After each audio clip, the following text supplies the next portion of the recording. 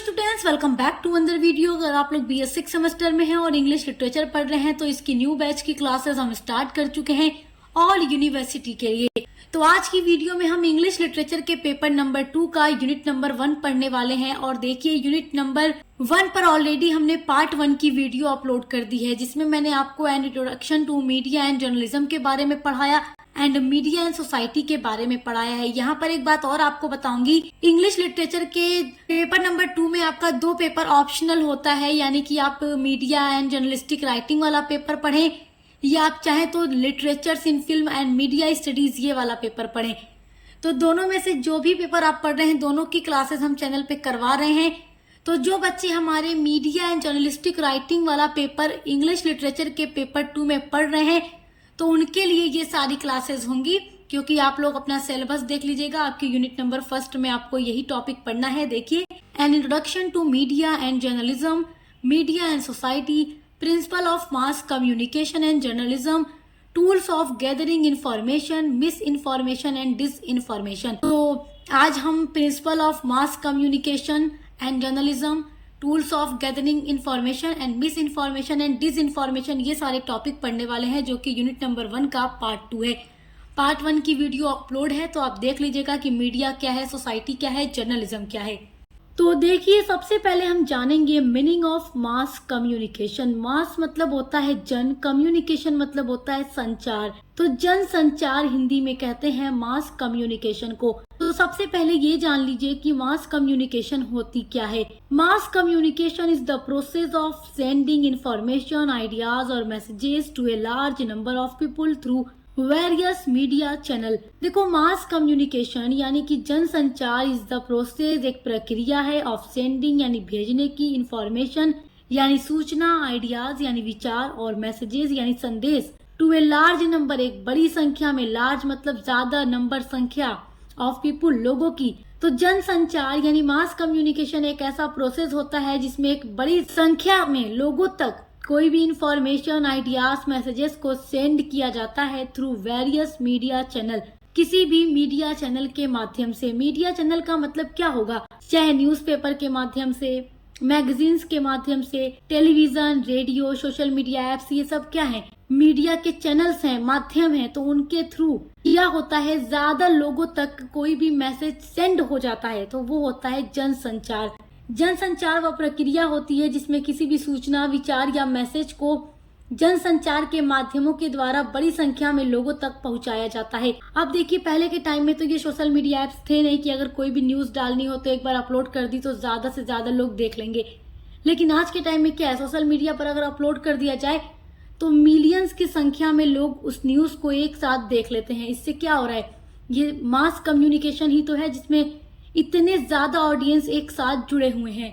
The transmission of messages to a large diverse audience through mass media. जनसंचार वो प्रक्रिया होती है जिसमें मैसेजेस को समाचार पत्र यानी न्यूज़पेपर या रेडियो, टीवी, फिल्म, इंटरनेट और सोशल मीडिया जैसे मीडियम के माध्यम से ज्यादा ऑडियंस तक पहुंचाया जाता है। उसी को मास कम्युनिकेशन कहा जाता है।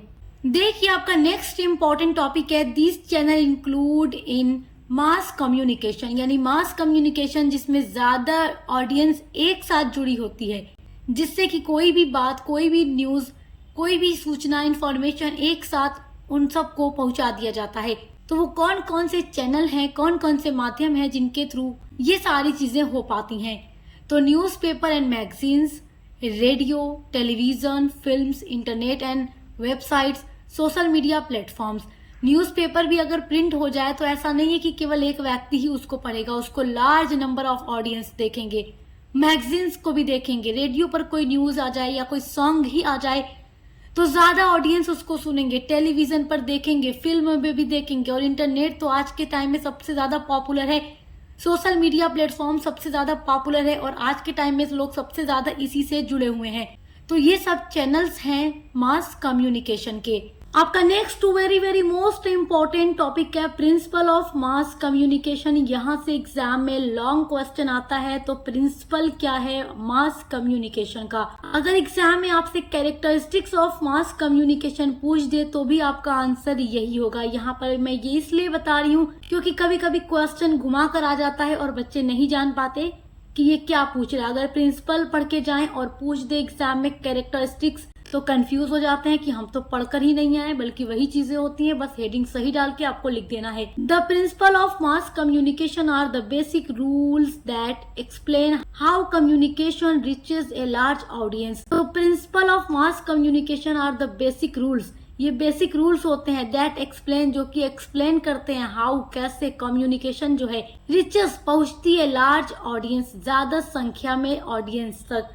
तो मास कम्युनिकेशन के प्रिंसिपल्स ऐसे रूल होते हैं जो ये बताते हैं कि कोई भी मैसेज किस प्रकार एक बड़े पैमाने में लोगों तक पहुंच पाता है, जिसमें पहला आपका प्रिंसिपल ऑफ मास कम्युनिकेशन होगा लार्ज ऑडियंस, यानी कि ज्यादा ऑडियंस। आज के टाइम में देखिए सोशल मीडिया से जुड़े हुए हैं, तो ये भी एक मास कम्युनिकेशन का ही एग्जाम्पल हो जाएगा। मास communication is meant for a large number of people at the same time. तो जनसंचार का उद्देश्य एक ही समय में बड़ी संख्या में लोगों तक संदेश पहुंचाना होता है। कोई भी वीडियो आप सोशल मीडिया पे अपलोड कर दें तो एक टाइम में करोड़ों लोग उसको देख लेते हैं, तो क्योंकि वहां पर सोशल मीडिया पर लार्ज ऑडियंस होते हैं। नेक्स्ट जो प्रिंसिपल ऑफ मास कम्युनिकेशन है वो है use of mass media. It uses media such as newspapers, television, radio, magazines and the internet and social media to send messages. Use of mass media में क्या होगा कि principles of mass communication में देखो use किया जाता है जो अलग अलग मीडिया के चैनल्स हैं, जैसे कि न्यूज़पेपर में प्रिंट कर दिया जाए तो भी ज्यादा लोग देखेंगे, पढ़ेंगे उसको, टेलीविजन में देखेंगे, रेडियो में सुनेंगे, मैगजीन्स में भी पढ़ेंगे, और इंटरनेट के थ्रू लोग सोशल मीडिया पर भी देख लेते हैं। तो सोशल मीडिया पर सेंड कर दो कोई भी मैसेजेस, कोई भी सूचना, तो लार्ज ऑडियंस तक पहुंच जाता है। तो ये भी प्रिंसिपल्स ऑफ मास कम्युनिकेशन है। तीसरी आपकी हेडिंग है वन टू मेनी कम्युनिकेशन, यानी एक से अनेक तक संचार। One sender such as a journalist और media organization sends a message to many receivers, यानी वन टू मेनी कम्युनिकेशन। अगर एक इंसान सेंडर है, चाहे वो जर्नलिस्ट हो सकता है या मीडिया ऑर्गेनाइजेशन हो सकता है, अगर उसने कोई भी इंफॉर्मेशन, न्यूज, कोई भी सूचना शेयर कर दी सोशल मीडिया पर, एक मैसेज शेयर कर दिया, तो वो मेनी रिसीवर्स तक जाएगा, यानी कि बहुत सारे लोग। जैसे कोई भी वीडियो अगर आप सोशल मीडिया पर देखते हैं तो एक ही इंसान अगर अपलोड किया हुआ है तो उसको देखने वाला कौन होगा, लाखों की संख्या में उसके क्या होंगे, ऑडियंस होंगे जो उसको देख रहे हैं। तो वन टू मेनी कम्युनिकेशन ये आपका थर्ड हेडिंग हो जाएगा। Fourth principle of mass communication होगा public message. The message is prepared for the general public, not for one individual. देखो प्रिंसिपल ऑफ मास कम्युनिकेशन में एक प्रिंसिपल आपका ये भी हो जाएगा कि पब्लिक मैसेज होता है, केवल एक इंडिविजुअल के लिए नहीं होता, केवल एक इंसान के लिए नहीं ये मैसेज होता है, जबकि ये मैसेज प्रिपेयर तैयार किया जाता है पब्लिक के लिए, यानी कि ज्यादा लोगों के लिए, केवल एक इंसान के लिए नहीं। पांचवी हेडिंग हो जाएगी फास्ट एंड वाइड रीच, यानी कि बहुत तेजी से ज्यादा लोगों तक पहुंच जाता है। Message can reach people across cities, countries और even the whole world very quickly. अगर मास कम्युनिकेशन में देखो क्या होता है, कोई भी मैसेज वगैरह किसी को देना है, कोई भी सूचना पूरी दुनिया भर में फैलानी है, तो मास कम्युनिकेशन में क्या होता है, इतने ज्यादा लोग जुड़े होते हैं कि कोई भी अगर मैसेज पहुंचता है, ये बहुत कम समय में शहरों में, राज्यों में, देशों में और दुनिया तक में फैल जाता है। सिक्स हेडिंग होगी feedback is limited. The audience cannot always respond immediately. Feedback is usually delayed or indirect. देखो मास कम्युनिकेशन में जब भी कोई सूचना लोगों तक पहुंचती है तो क्या होता है, इतने ज्यादा ऑडियंस होते हैं कि वो एक डायरेक्ट तरीके से तुरंत ही अपना कोई रिस्पॉन्स, अपना फीडबैक नहीं दे पाते, वो इनडायरेक्ट या बाद में कोई भी फीडबैक दे पाते हैं। सेवेंथ हेडिंग है diverse audience. People of different age, cultures, language and backgrounds receive the same message. Mass communication में इतनी ज्यादा ऑडियंस जुड़ी होती है कि उसमें सब कोई अलग अलग तरीके के ऑडियंस होते हैं, कोई कम एज का होगा, कोई ज्यादा एज का होगा, अलग अलग कल्चर्स के लोग जुड़े होते हैं, अलग अलग भाषा के लोग जुड़े होते हैं, अलग अलग बैकग्राउंड के रिसीवर होते हैं, और एक साथ वो सेम मैसेज रिसीव करते हैं मास कम्युनिकेशन के थ्रू। एक तो आपकी हेडिंग है इन्फ्लुएंसेस सोसाइटी। सोसाइटी पर इसका प्रभाव पड़ता है। Mass communication help educate people, spread awareness, entertain audience and shape public opinion. Mass communication लोगों को शिक्षित करता है, जागरूकता फैलाता है, मनोरंजन कराता है और जनमत को भी प्रभावित करता है। आपकी नेक्स्ट हेडिंग है इम्पोर्टेंस ऑफ मास कम्युनिकेशन, यानी कि मास कम्युनिकेशन का महत्व। एग्जाम के लिए पॉइंट भी इम्पोर्टेंट है, क्वेश्चन पूछता है। फर्स्ट इम्पोर्टेंस होगा मास कम्युनिकेशन का, स्प्रेड्स इंफॉर्मेशन एंड नॉलेज, यानी कि इंफॉर्मेशन और नॉलेज को फैलाता है। स्प्रेड्स मतलब फैलाना। सेकेंड इम्पोर्टेंस होगा एजुकेट्स द पब्लिक, पब्लिक को एजुकेट यानी शिक्षित करता है। थर्ड पॉइंट है प्रोवाइड्स एंटरटेनमेंट, ये लोगों को एंटरटेनमेंट भी प्रोवाइड करता है। आप देखो, अगर आप अपने घर में बैठे बोर हो रहे हो, आपके पास मोबाइल है, इंटरनेट है, आपके पास सोशल मीडिया ऐप्स हैं, आप उन पर सर्च करके कोई भी मूवी, सॉन्ग वगैरह देख सकते हैं, जो भी आप चाहें, गेम खेल सकते हैं। इस तरीके से एंटरटेनमेंट भी प्रोवाइड करता है। नेक्स्ट हेडिंग है इन्फ्लुएंसेस पब्लिक ओपिनियन, ये पब्लिक ओपिनियन को भी प्रभावित करता है। नेक्स्ट हेडिंग है promotes product services and social awareness. देखो, सोशल मीडिया पर अलग अलग जो सर्विसेज हैं, प्रोडक्ट हैं, उनका एडवर्टाइजमेंट कराया जाता है, उनका प्रचार कराया जाता है, ताकि लोगों तक, जनता तक उसका मतलब उसकी जानकारी हो सके, लोग उससे अवेयर हो सके, उसको खरीदने के लिए क्या हो, एक्साइटेड हो सके।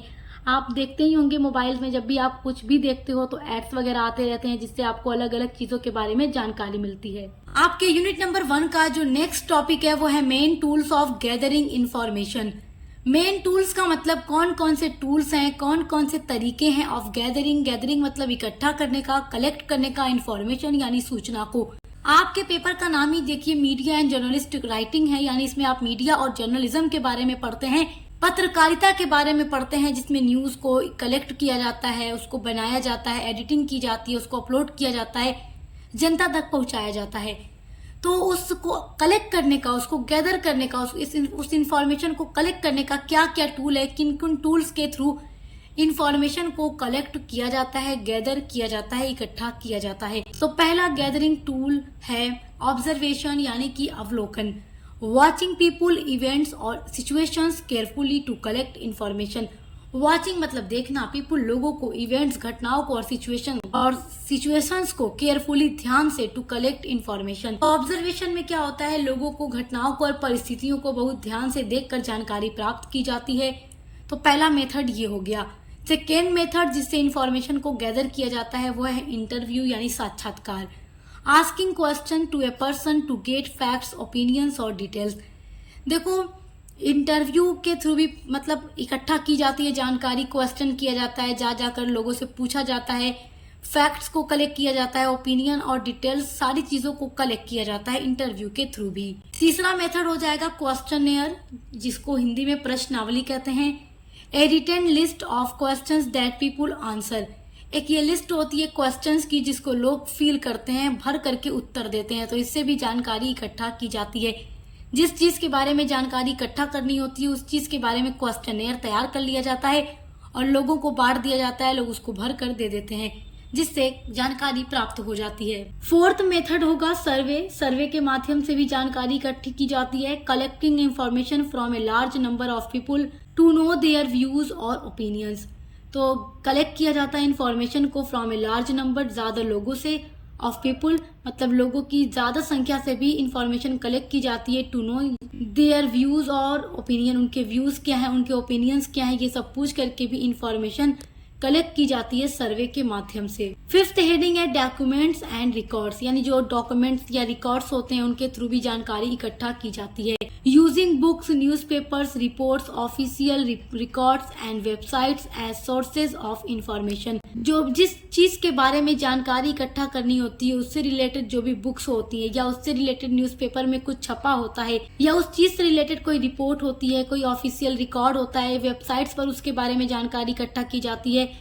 तो इन अलग अलग सोर्स का यूज करके भी इंफॉर्मेशन को कलेक्ट किया जाता है। सिक्स मेथड है photography and video recording. Taking photos और videos to collect visual evidence and information.